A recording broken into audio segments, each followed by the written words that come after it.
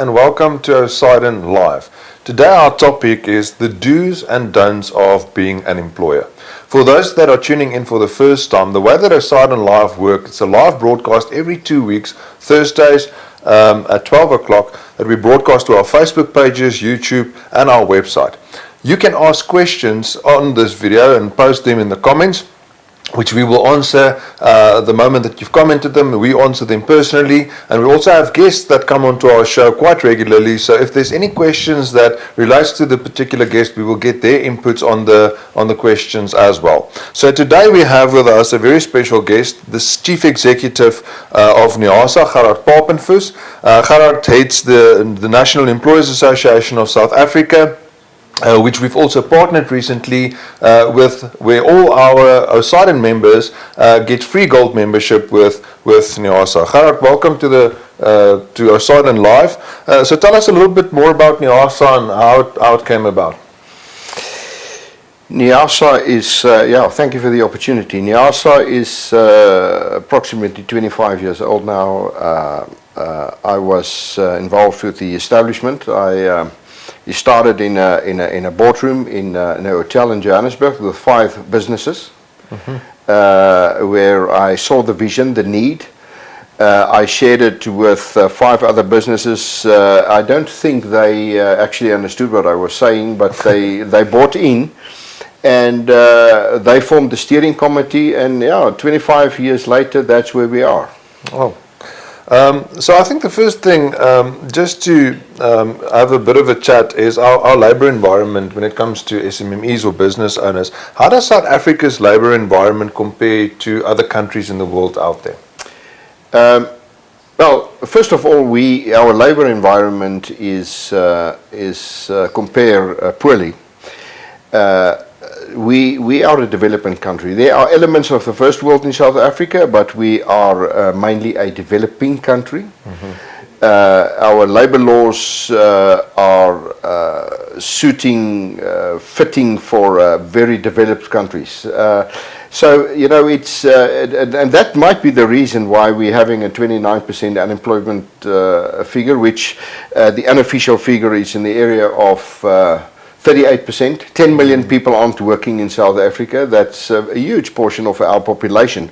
A potential working population, 10 million not working is huge. And that is because our labor law environment, amongst others, is not suitable for the needs of the country. So where does SMMEs fit in? Generally in the world, 95% of your businesses in a country are SMMEs, employing between 60 to 70% of the working population. In South Africa, that figure is 98%. Businesses are SMMEs, only employing 30%.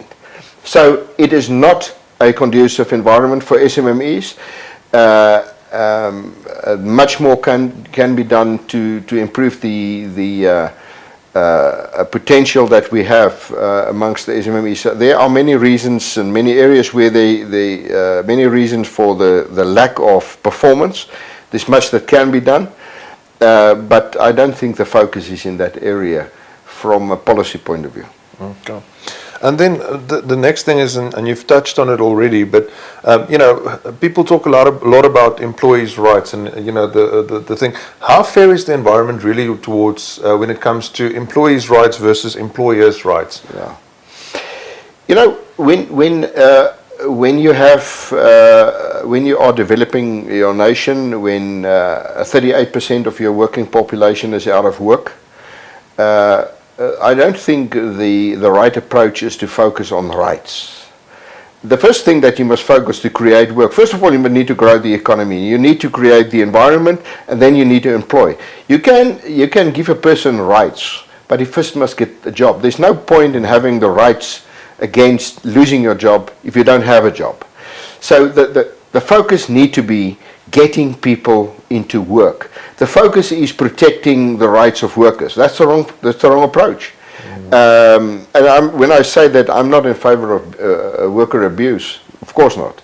The point is, however, 10 million of almost 11 potential working employees is out of work. So it is It is very fair towards the employee, but it's not the right approach. We need to have an environment where we get people into work in the first place. From there, you know, the focus in our society is very much on my rights, but we really forget about the obligations. And, you know, good employees don't lose their jobs. And I'm not talking about, you know, where companies are going through difficult times and they need to lay off people. But any businessman wants a good employee. So what is the biggest protection that an employee has is be a good employee. Be responsible. Do your best. Go beyond your responsibilities. That makes you a good employee. And I've never seen an employer firing a good employee. No, that's true. So what is your take on? I mean, we've just had an election that came about, and there's this new thing, and it's new leadership. What is government really doing to improve this labor environment that we've got at the moment? In short, nothing. Nothing. Government is divided on what to do.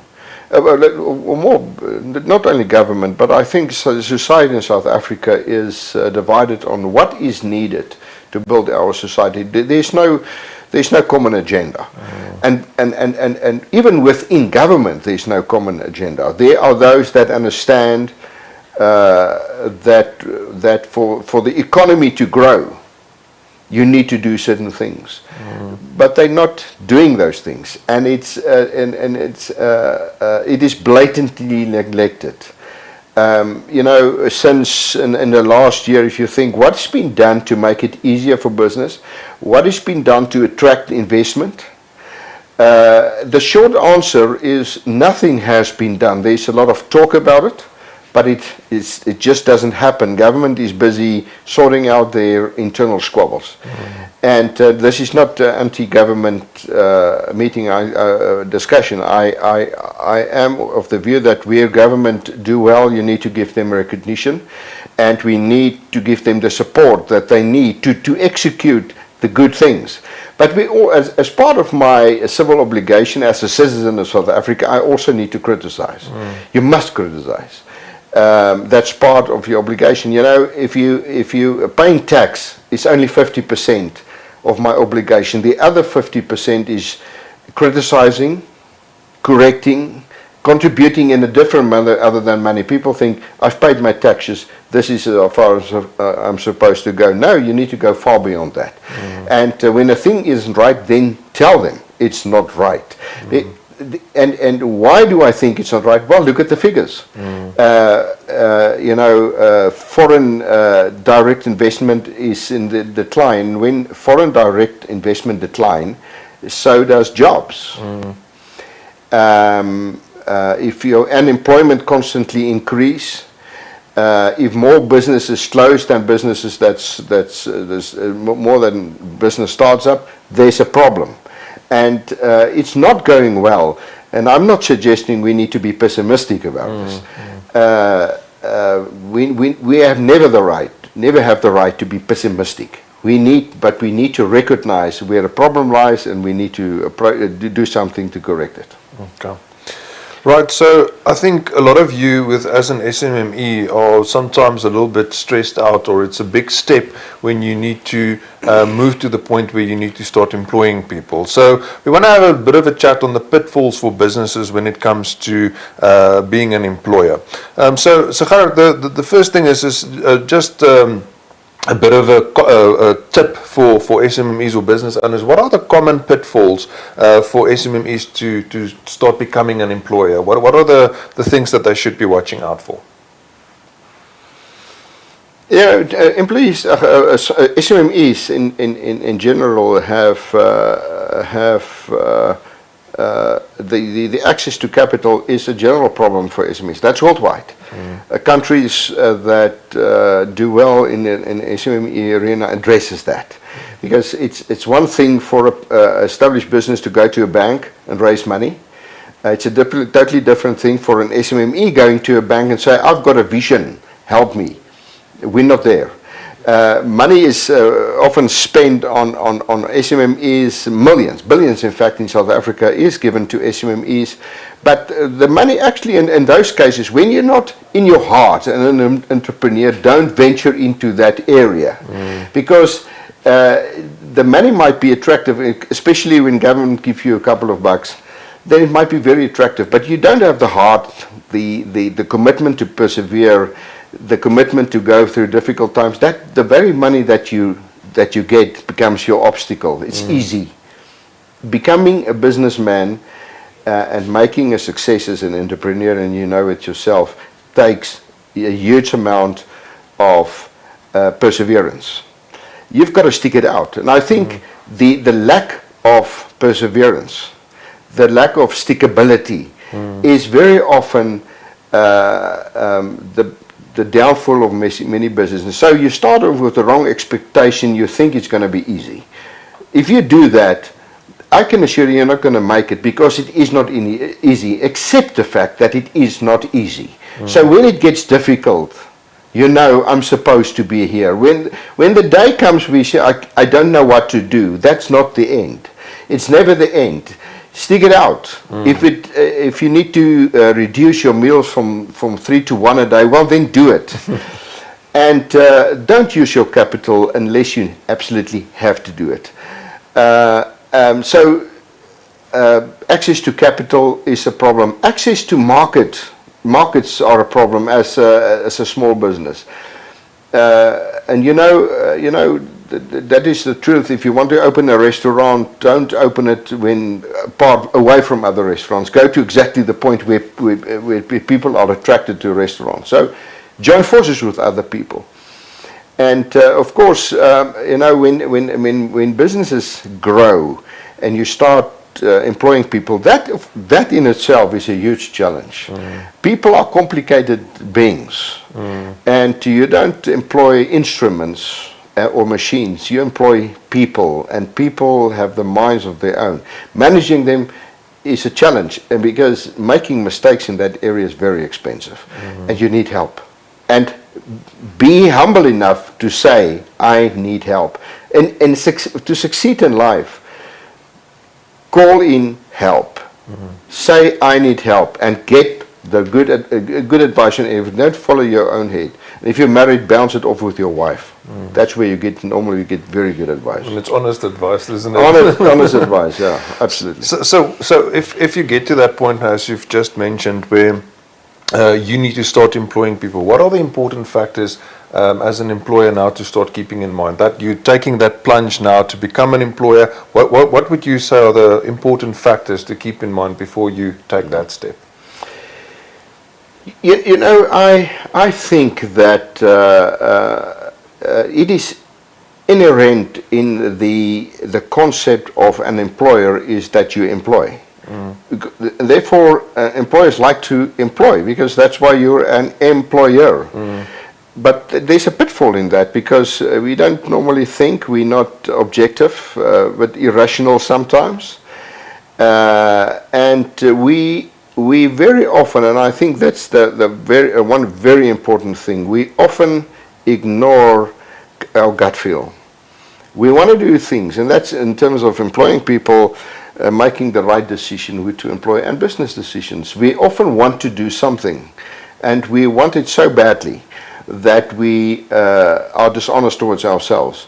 If there is the slightest emotion of, no, this is not the right thing or the right person, just don't go there. Follow your gut feel and be very sensitive to your gut feel in the relationship with people. You know, when you work with a person, and big institutions, you can have a person that you don't like, but the person is so far away from you that it doesn't actually matter. In an SMME, the people are very close to each other. And it's like in a marriage. When you irritate each other, it's not a good place to be. So it's very important to appoint people which you feel comfortable with to work in the culture that you want to establish. That's extremely important. So NIASA helps a lot of SMMEs and larger businesses as well, overcoming the obstacles and the difficulties of being an employer. Gerhard, how does NIASA help businesses overcome all these pitfalls and the struggles of being an employer? NIASA, this challenge was the reason for NIASA coming into existence.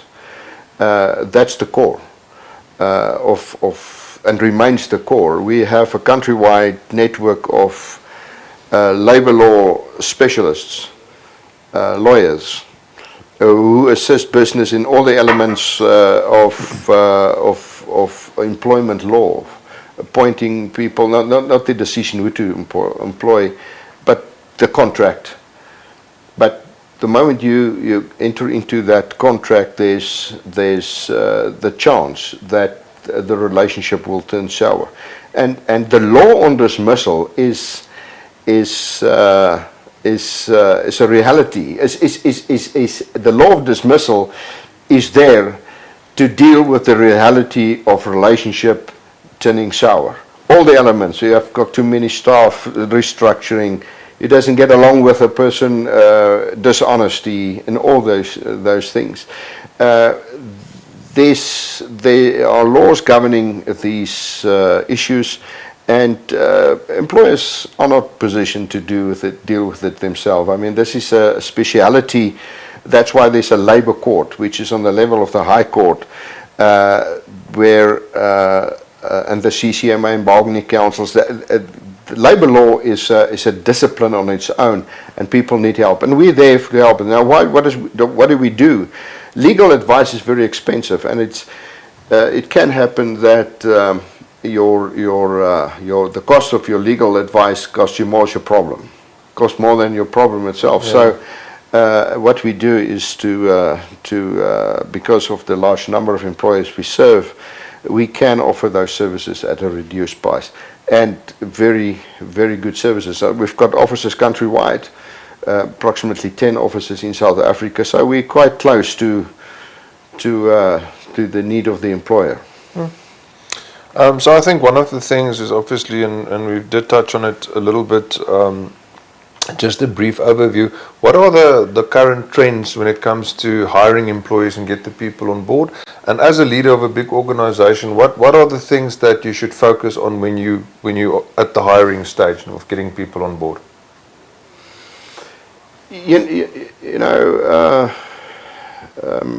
And organizations have, there's a thing that's called organizational culture. NIASA has organizational culture of employing young people. It is, they're not that set in their ways,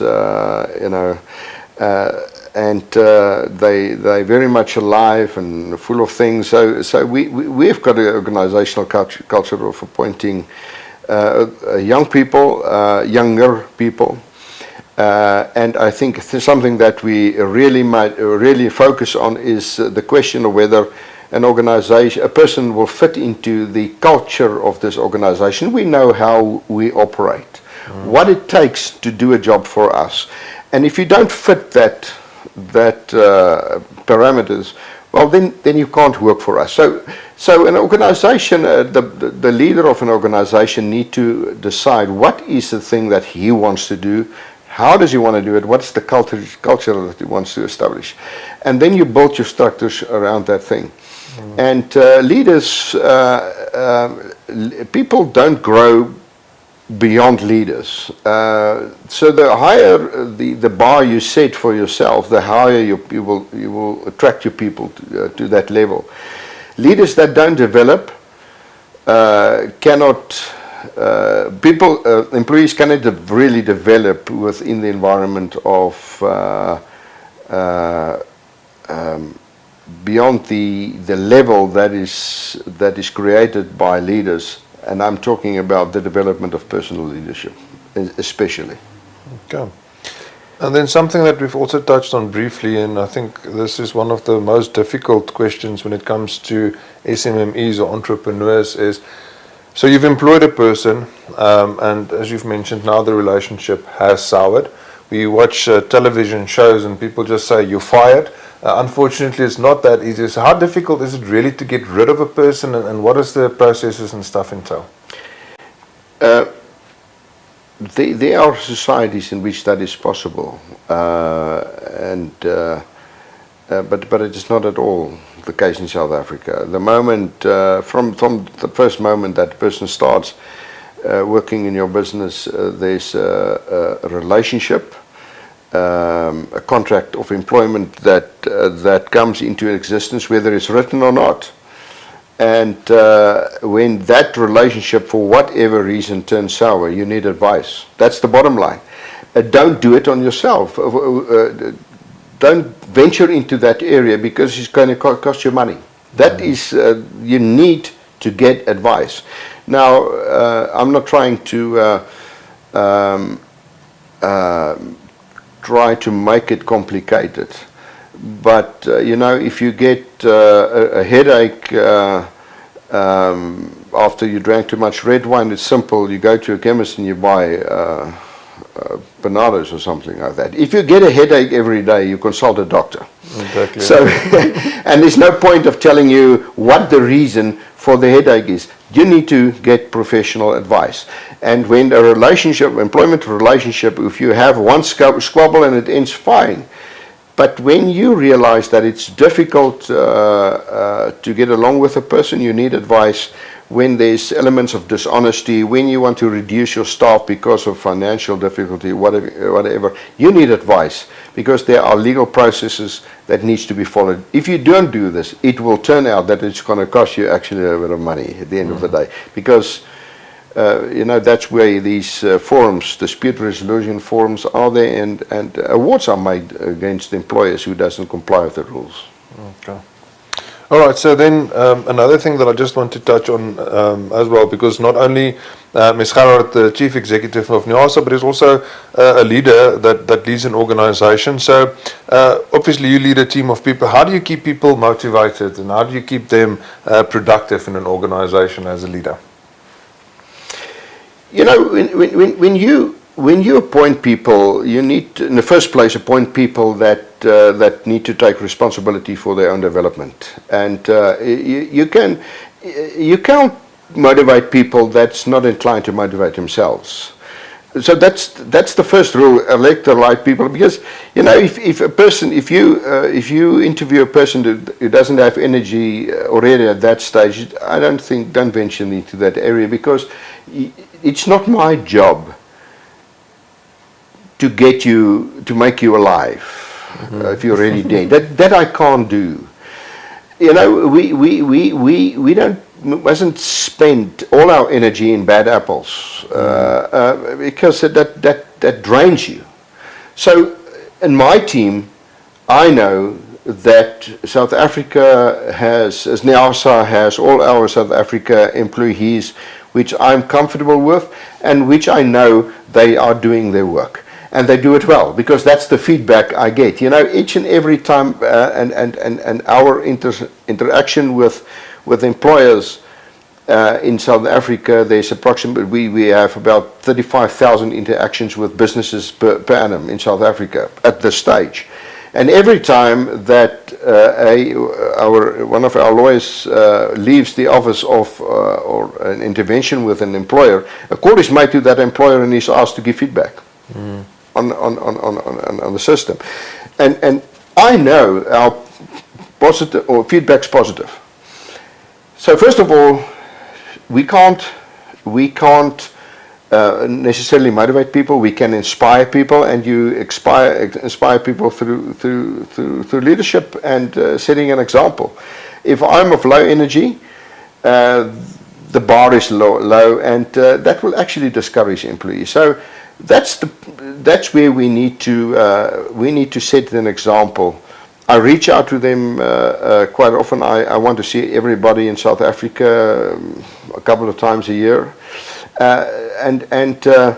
but personal, you cannot inspire people to higher levels if you're not living an inspired life yourself. And it's very risky for me to say that. Somebody might look at me and say, "Oh." Yeah. So you got to lead with example at the end of the day. Absolutely. All right. And then one of the things, just in general, if you could give, because I think that's effectively what's happening. I mean, if you, as a SMME, as a smaller business, becomes an employer and you start employing people, you're becoming a leader. You are now responsible for leading a team of people. So what are the secrets, tips that you can give new leaders that are venturing into this field for the first time?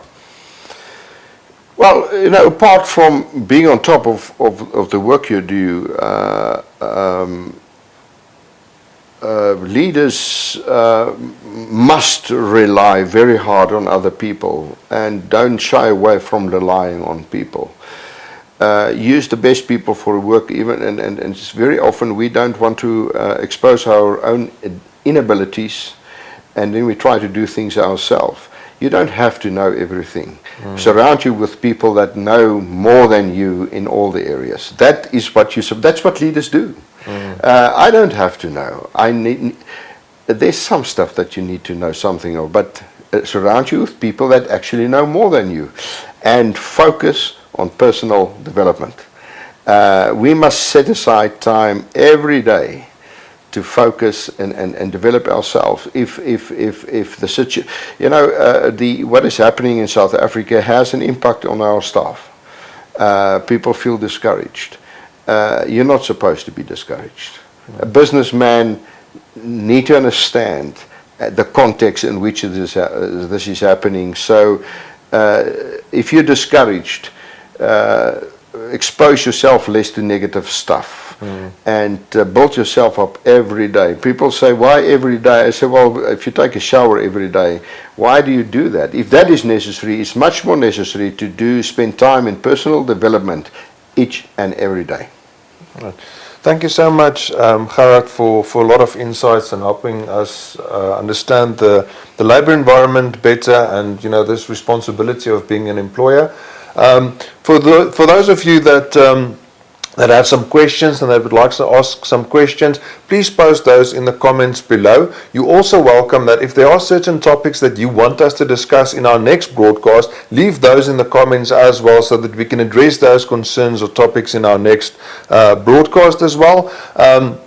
Thank you very much for tuning in. Remember, our next broadcast is exactly 2 weeks from today at 12 o'clock again, and I hope that we will see you again soon. Thank you very much and have a lovely day.